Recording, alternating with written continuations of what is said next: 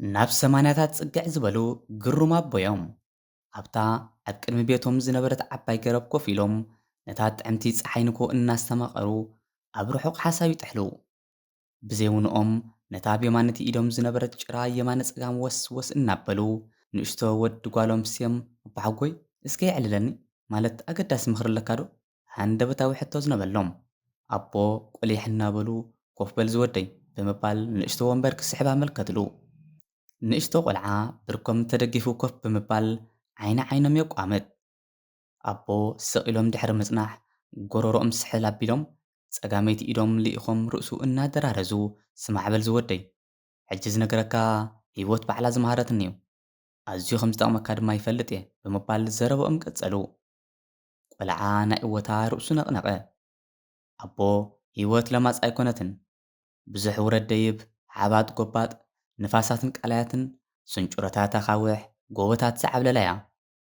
ስለዚ ኣብ ጉዕዞኻ ኣይትተሃወኽ ቀስ ኢልካ ረጊእኻ ተጓዓዝ። ብዙሓት ስለ ዝጎየዩ ቀልጢፎም ዝበጽሑ ዝመስሎም ኣቐዲምካ ግን እቲ ትበጽሖ ዘይኮነ እቲ ትረግጾ እውን የገድሰካ እዩ።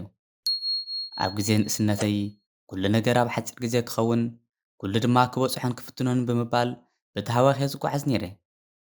ቀልጢፈ ብዝተጓዓዝኩሉ መጠን ድማ ዝወደቕክዎን ዝተጋገኽዎን ዝኸሰርክዎን ዕድላት ይበዝሕ። ስለዚ ኣዝኻ ክትቅልጥፍ ኣይትድለ ኣዝኻ ድማ ቀስ ኣይትበል ተረጋጊኻ ተጓዓዝ። ተረጋጊኻ ምጓዓዝ ንኹሉ እናተዓዘብካን እናተምሃርካን ክትከይድ ዝሕግዘካ። ስለዚ ኣብ ቅልጣፈ ዘይኮነ ህይወት ኣብ ምስትውዓል መቐረታ።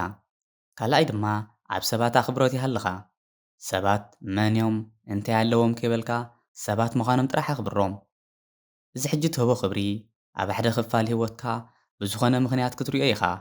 ብዓቢኡ ኸኣ ሃብታምን ድኻን ጻዕዳን ጸሊምን ኣብ ሓንቲ ብቑመትና ዝተሰርሐት ጉድጓድ ምእታውና ኣይተርፍን እዩ። መንእሰይ ኣብ ዝነበርኩሉ ማይ ትመስል ማኪና ገይረ ዝጓዓዝ ነይረ። ሓደ ግዜ ብሓደ ጽቡቕ ጀርዲን እናሓለፍኩ ገለ ፍረታትን ኣሕምልትን ክዕድግ ይደሊ እሞ ማኪናይ ኣጸጊዐ ነቲ በዓል ጀርዲን ሓተትክዎ። ንሱ ድማ ኣዝዩ ምቕሉል እዩ ዝነበረ። ትሕትና ብዝመልኦ ኣቀራርባ እቲ ዝደለኽዎ ኩሉ ኣቕረበለይ። ግን ኢዱ ብጭቃን ካልእን ረሲሑ ስለ ዝነበረ ነዚ ምስ ረኣኹኻ ኢድካ ዘይትሕጸብ ከምዚ ኢልካ መን ክዕድገልካ እዩ ኢለ ሕማቕ እናተዛረብኩ ማኪናይ ልዕለ ጉዕዞ ጀመርኩ። ንእሽቶ ቆልዓ ከይዓደግካ ብምባል ሕቶ ኣቕረበሉ። ዘይምግዘኢ ጥራሕ ዘይኮነ ቃላተይ እንተዝእክብሲ መዓስ ጸሊእኻ። እቲ በዓል ጀርዲን ግን ከመይ ሓያል ሰብ ይመስለካ ዋላ ሓደ ኸይበለ ፍሽኽ ጥራሕ ኢሉ ፋንዩኒ። ቆልዓ ድማ ኣታ ኣቦሓጎይ ካብዚ ንላዕሊ ዳእሞ እንታይ ክብለካ ፍሽኽትኡ ዝበለካ እኮ ከቢድ መቕጻዕቲ እዩ። ንዕኡ ኸኣ ዓብዪ ክብሪ እዩ። ምኽንያቱ እምኒ ዘዝደርብየልካ እምኒ ትድርቢ እንተኾንካ ካብኡ ዘፍሊ የብልካን ማለት እዩ። ምሽ ከምዚ ኢኻ ትብለኒ? ኣቦ ብዘረባቱ ቆልዓ እናተገረመ ሓቅኻ ዝወደይ እቲ ዝገርመካ ነገር ከኣ ድሕሪ ነዊሕ እዋን እዩ ብጥሜት ኣዝየ ተሰኒፈ ኣብ ዝነበርኩሉ ግዜ እቲ በዓል ጀርዲን እዩ ተጓኒፍኒ። ኣይጋገኽዎን ንስ እውን ብማዕደ የለሊኒ እተን ብጭቃ ዝተጸየፍክዎን ኣእዳው ሕጂ እውን ከም ኣይለን እናሃለዋ መጊበናኒ። እንሆ ድማ ክሳብ ሕጂ ብህይወት ጸኒሐ። ሽዑ ኣይኮነ እንዶ ብጭቃ ክጽየፈንሲ ኣሲድ ሒዘን እንተዝነብራ እውን ዝሕሰመን ኣይመስለንን። ምኽንያቱ ኣዝየ ተሸጊረ ነይረ። እቲ በዓል ጀርዲን ድማ ንኹሉ ግዜ ኣለዎ። ሎሚ ዝነዓካዮ ጽባሕ ልዕልያኻ ኮይኑ ክጸንሐካ ይኽእል እዩ። ሎሚ ኣየገድስኒ ዝበልካዮ ጽባሕ ህይወትካ ዘድሕን ኮይኑ ክጸንሕ ይኽእል እዩ። ንሰብ ከኣ ሰብ ምዃኑ ጥራሕ ከተኽብሮ ይግባእ እዩ እናበለ ብዙሕ እዩ ተዛሪቡ።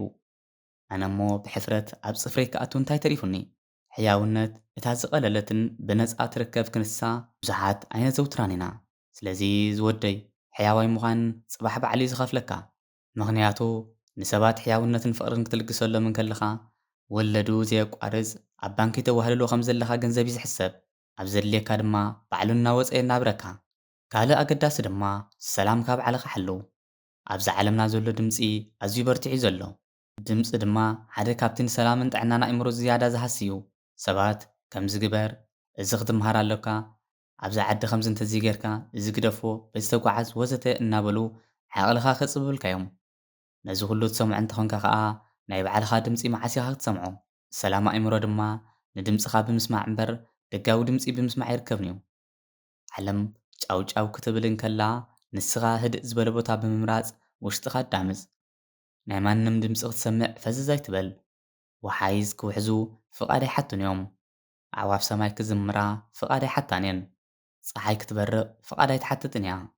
ንስኻ ድማ ንስኻ ክትከውን ፍቓድ ተሓትዮ የብልካን። ንስኻ ምስ ነብስኻ ንስኻ ክትከውን ናትካ ሓላፍነት ጥራይ እዩ። ሓደ ቀንዲ ክትርድኦ ዘለካ ነገር ከዓ ሰላም ኣእምሮኻ እንተዘይሓሊኻ ዋላ ዓለም ሙሉእ ወኒንካ መንፈስካ ክተጥፍእ ኢኻ። መንፈሱ ዝጠፍአ ድማ እንታይ ከም ዝኸውን ፍሉጥ እዩ። ካልእ ኣገዳሲ ነጥቢ እውን ኣሎ። ዝወደይ ብዛዕባ ውድቀት ተመሃር።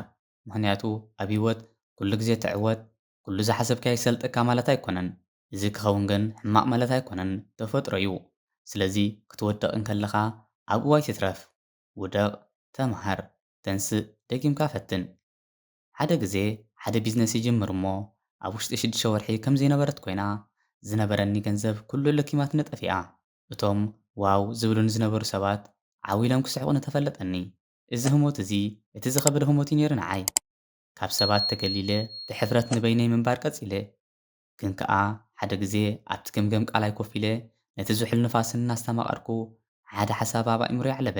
ስለምንታይ ክሳብ ክንድዚ ውድቀት መዓዝ ሕማቅ ኮይኑ ምናልባት ደጊመ እንተፈቲነ ይዕወት ይኸውን ብምባል ድማ ነቲ ዝነበረ ጌጋ ሸፊነ ክትስእ ጀሚረ።